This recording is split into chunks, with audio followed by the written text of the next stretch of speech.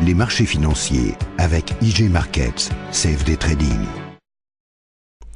Bonjour, c'est Gilles du site boursicoté.com. Voici l'analyse technique des principales paires de devises du marché Forex ainsi que l'analyse de l'or et du pétrole pour les matières premières.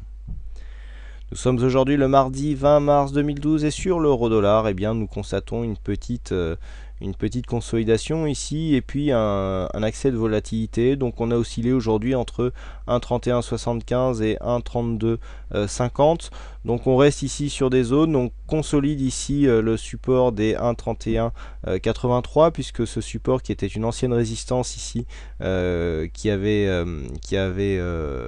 provoqué ici un petit un petit mouvement de consolidation a été cassé d'un point de vue dynamique et puis on est revenu aujourd'hui donc chercher cette ancienne résistance comme support et pour l'instant on n'a pas encore confirmé une continuité du mouvement haussier. Vous voyez un tout petit contact ici sur la moyenne mobile 20 exponentielle, mais on sent que les cours ne demandent qu'à repartir. On sort ici de la phase de surachat au niveau des oscillateurs. On est toujours en phase de consolidation du point de vue du MACD, mais on sent que la dynamique reste plutôt dans le fond haussière et que donc on pourrait avoir un retour de la dynamique avec une prochaine cassure ici des 1,3270. Vous voyez comment ici toute petite phase d'exagération a rapidement été reprise et qu'elle a même provoqué un petit mouvement de consolidation. Donc mouvement toujours haussier court terme sur l'euro-dollar à partir de cette dynamique ici qui a trouvé un point de retournement la semaine dernière.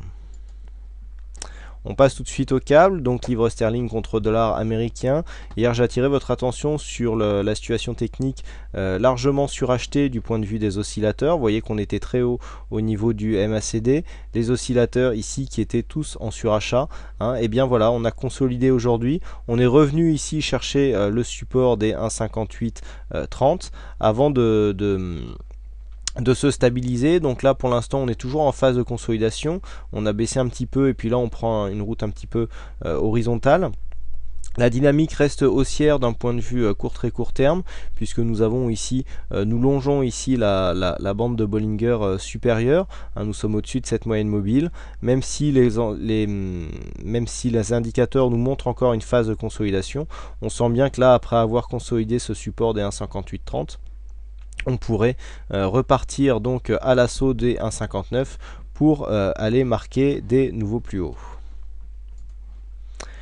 On continue maintenant avec le dollar-yen. Donc le dollar-yen qui est toujours ici dans un mouvement de stabilisation. Donc le dollar-yen qui, je le rappelle, a marqué un fort mouvement haussier depuis maintenant quelques semaines.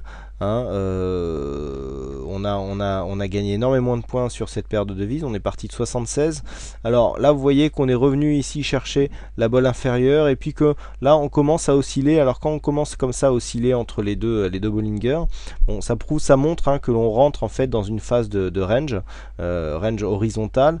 Donc là pour l'instant phase de stabilisation pour le dollar yen. On sent ici que la dynamique haussière est en train un petit peu de s'essouffler. Pourtant vous voyez on a une belle dynamique haussière qui nous indiquée donc par ces indicateurs, mais qui ne se traduit pas forcément ici sur les cotations. Donc pour l'instant dollar yen qui reste ici dans une phase de stabilisation entre 83 je dirais entre 83 et 83,80, baisse un petit peu de la volatilité, donc phase de stabilisation, pas encore de signal de retournement.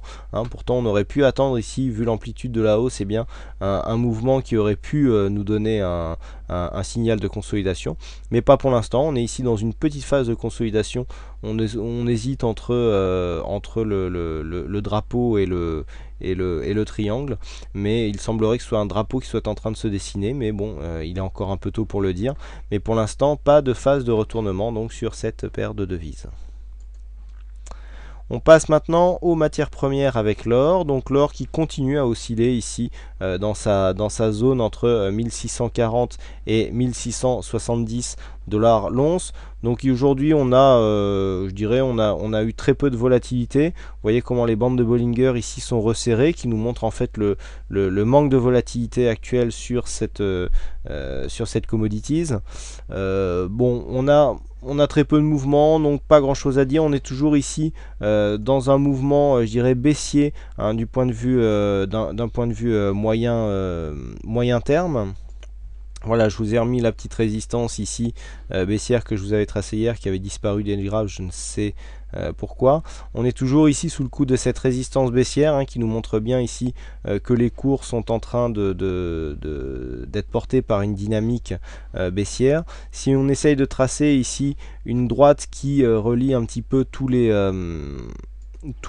points bas, voilà, on se rend compte qu'on serait plutôt ici sur un biseau, mais très peu convergent.